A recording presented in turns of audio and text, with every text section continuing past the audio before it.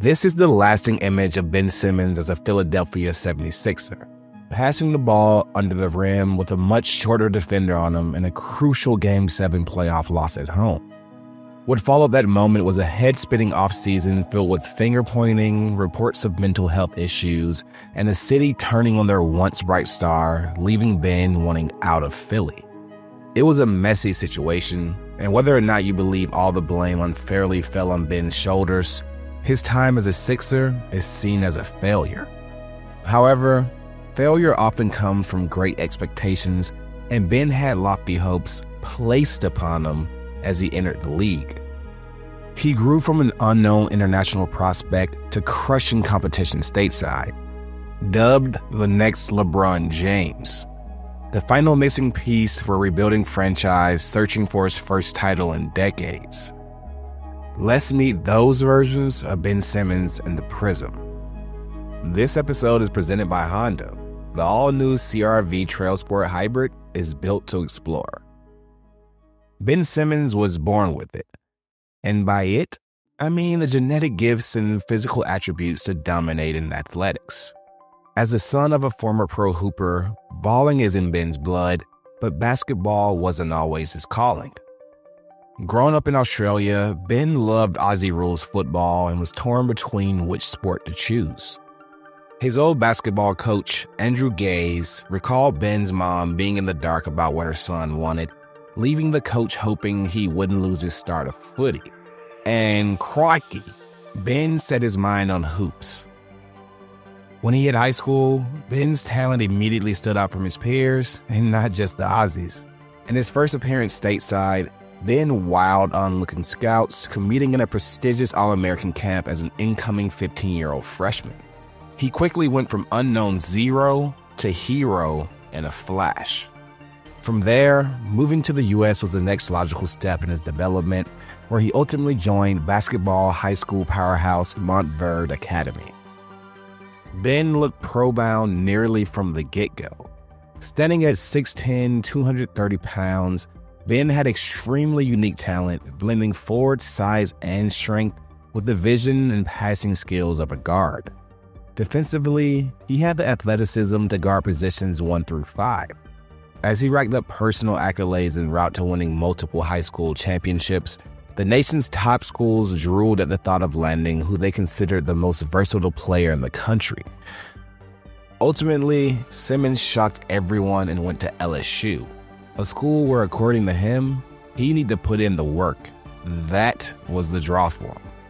It also might have helped that Ben's godfather coached at LSU, but whether it was a drive to get it out the mud his way or family ties, Ben got to work ASAP. He was a walking double-double, putting up monstrous numbers, leading Hall of Famer Magic Johnson to dub him the best all-around player since LeBron James. The damn president of the United States even sung his praises. The love didn't stop there. Media members and scouts gushed over his skill set, and as he declared for the NBA draft after one season, many talent evaluators considered him the consensus #1 overall pick. Franchises having the chance to add the next LBJ to their roster sounds like a no-brainer, but some experts believe Ben's game left more to be desired. From a pure basketball standpoint, Ben had a faulty jumper that needed work, but his initial attitude of wanting to do things the hard way conflicted a bit with his actual outlook on the court. For one, LSU wasn't some dominant force during Ben's time in Baton Rouge, as the Tigers failed to make the NCAA tournament. He also didn't hit the books. The harsh truth of college athletics is that top recruited players rarely go to school to play school, but it's not the best look being relegated to the bench for academic reasons. Talent will always outweigh missing classes, and Ben had sky-high potential, but at times, he played with a nonchalant demeanor that led to questions about his competitiveness. That, coupled with reports of Ben behaving as if he were bigger than the program, refusing coaching, and acting like his shit didn't stink, rubbed folks the wrong way. However, those perceived question marks didn't deter the Philadelphia 76ers, who owned the #1 pick. Sixers head coach Brett Brown, who had Aussie connections with Simmons, thought all the speculations about Ben were off base. Brown was in a unique position, having spent time around Ben and his fam, and believed all the criticisms were harsh, especially considering Ben's age. Brown knew Ben's upbringing, how he operated, and had no worries about his character, ultimately assuring Ben that he would be a Sixer come draft night. Brown credited his history with Simmons being a huge plus throughout the draft process, and while some doubts existed, the majority of experts believe Philly landed a star to lead their new vision.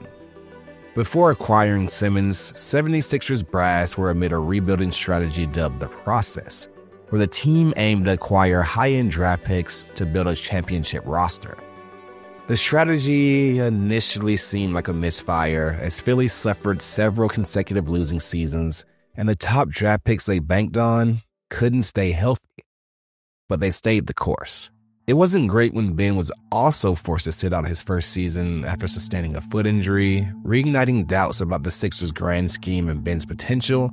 But in his return to action during the 2017-18 campaign, Ben put that skepticism to rest.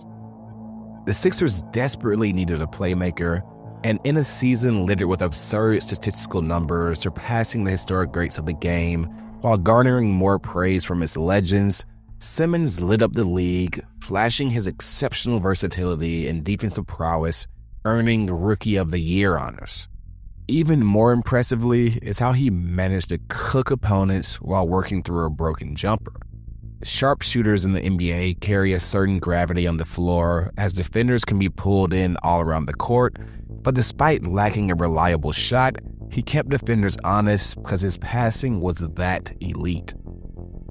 He could find and hit his teammates cleanly no matter where they were on the floor, further drawing comparisons to Bron. The threat of Ben's passing alone allowed him to exploit defenses while working off ball, using his unique blend of speed and strength to be a nightmare to guard in open space.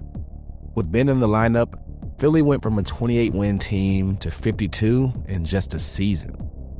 Simmons and co-star Joel Embiid formed a deadly dynamic duo that journalists believe could terrorize the league for years to come. And while the future looked extremely bright, Simmons first experienced some growing pains in his inaugural postseason. Philly handled the Miami Heat easily in the first round, with Ben adding more history to his early resume, but the second round against the Boston Celtics wasn't as smooth. In Game 2 of that series, Ben had one of the worst performances of his young career, putting up 1 point with just 4 total shot attempts. After the matchup, Ben thought his lackluster showing had more to do with getting his mind right and overthinking things instead of just playing. It was an extremely disappointing outing and a rather poor series for Ben, but media members chalked it up to first-year jitters and believed he would return stronger from it. He hit the offseason and got to work on his jumper, looking to improve his game, and Ben surpassed the expectations of experts as he leveled up in his second season. His ability to impact the game in multiple ways, whether it was being a Swiss Army knife defender or getting his teammates involved offensively with pinpoint passes, helped contribute immensely to Philly's success. His unprecedented ability to stuff stat sheets on a nightly basis rivaled the greats of the game as he etched his name in the history books yet again. If he were to ever find a strong shot, media members believed the league was in a world of trouble. Outside of having his fingerprints all over games in multiple ways, Ben appeared to step up and be more vocal as a leader in the locker room during his second season.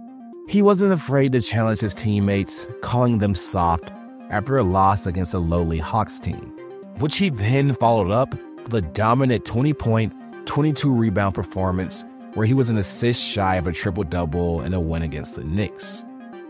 Post-game, head coach Brett Brown praised Ben's masterful control of the matchup. Throughout the season, Ben had caught himself being too passive at times, knowing he had to stay aggressive on offense for his team to win. With Ben scoring the rock and facilitating at a high level, Philly looked more like a complete team. Finding that balance was integral for Ben as he earned his first All-Star nod. but his playoff performance again left more questions. Ben had an odd mixed bag of performances where he looked dialed in, dropping 31 with high efficiency, and other games where he looked completely uninterested in getting involved. The latter was highlighted by a series-opening loss against the Brooklyn Nets, where Ben dropped 9 points on 9 shot attempts as he got berated by the Philly faithful. Ben seemed to take issues with the fans booing, but post-game, he believed his performance simply came down to him getting in his own way and overthinking things.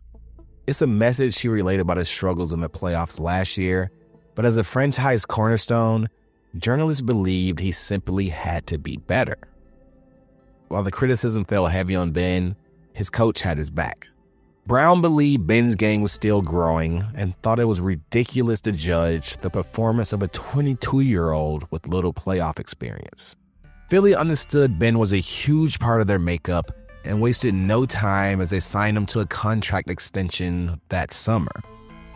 As the 2019-2020 season rolled around, Ben again did his best to quiet the doubts.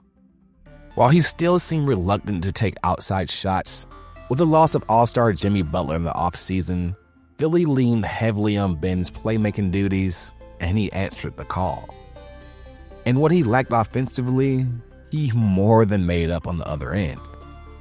Ben had proved to be a strong defender, but throughout his third season, he constantly had opponents in a stranglehold with high motor energy from tip-off until the clock hit all zeros. Philly had an up-and-down season defensively, but Simmons was the lone player on the team who brought the fire every game. His ability to stick whoever while utilizing his quickness and length to clog passing lanes was especially impressive as he finished the season as the league leader in steals. It's an effort that saw him earn his first ever all-defensive honor, snagging a spot on the top squad. When it finally appeared that Ben was putting all the pieces together, as he went down with a knee injury to end the season, Philly's title hopes went with him. Sure, you can criticize his scoring production, but without his ability to put the clamps on opponents' top players and versatility to switch 1 through 5, the Sixers crumbled defensively in their first-round matchup against the Celtics. After watching his team get swept from afar, Ben vowed he never wanted to feel that pain again, but as Philly entered the offseason, he lost his top supporter in the locker room.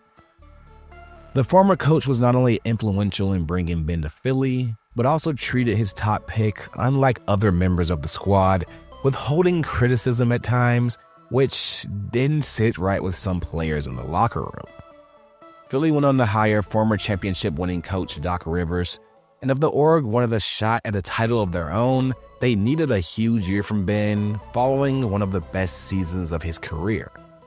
For the third consecutive season, Ben put up all-star level numbers, repeated as a first-team all-defensive member, and nearly won DPOY, all for it to be overshadowed by this.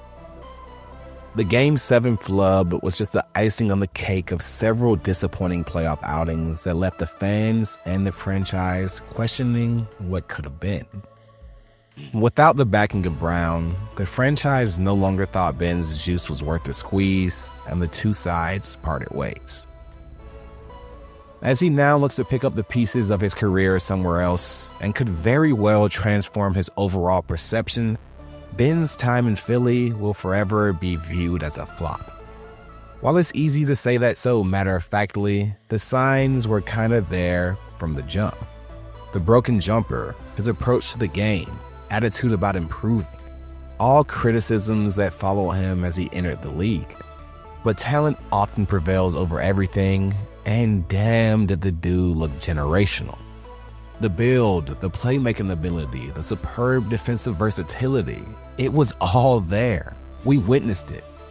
But during an age where we typically glamorize failures over success, it's hard to get lost in the fact that Ben Simmons, at a time, was that dude.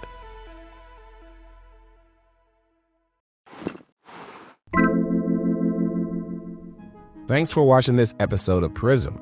If you enjoy our content and catch yourself itching for more, boy, do I have something for you. You can join our Patreon, where there you can get exclusive access to things such as podcasts, early releases on videos, and so much more. Would be cool to see you there. But as always, don't forget to like and subscribe right here on YouTube and keep on coming back.